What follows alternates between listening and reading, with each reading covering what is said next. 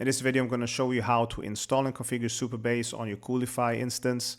If you don't already have Coolify installed, please watch this video above where I show you how to install and configure Coolify from start to finish, including setting up domains and HTTPS and so on. Now to install Supabase, the first thing you're going to do is go over to our project here. You can create a new project if you don't have one. I'm going to click on this one, and up here, I'm going to click on New. Now we're going to search for Supabase. Click on that. And here we now have our default Supabase configuration. On the right side here, you can change your Supabase dashboard username. So this is the username for accessing your Supabase dashboard. You can also change your password here for the dashboard. And down here, you got the database name, and this is the database password if you want to access your Postgres database directly, for example, via PSQL and so on. So if you don't want to change your username or password, you can just leave them as they are. And down here is one important thing. The domain through which you will access your Supabase dashboard is this one here. So if you click on this button here, it will open up the complete domain here. You got the port 8000 here at the end because that is the port on which Supabase is running in the Docker container. So we need to leave that there, but we will not access it through the port. This is the complete domain through which we will access our Supabase dashboard. So you can change this, the subdomain here, to whatever makes sense for you. I'm just going to call mine Supabase. So now it's going to be supabase.apps.digispruce.cu.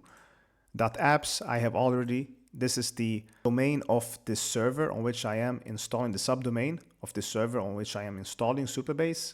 And I have a wildcard domain pointing to this server. So all subdomains of apps all directed to this server, and that's why I can choose whatever domain I want here.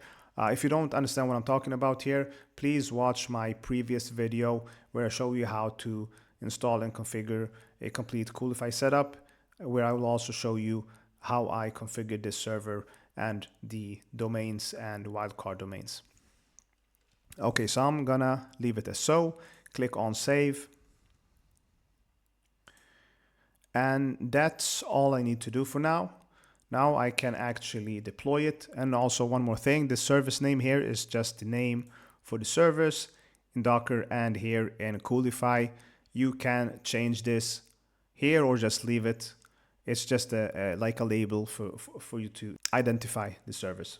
So click on deploy here, wait for it to deploy and finish. Now that it has finished deploying, I'm gonna click up here to close it down. And you can see it says running here. So now we're just gonna copy the domain, open up a new tab, paste it in here, and now it asks us for username and password, and that will be this dashboard username and the dashboard password. So let's copy this one, paste it in here,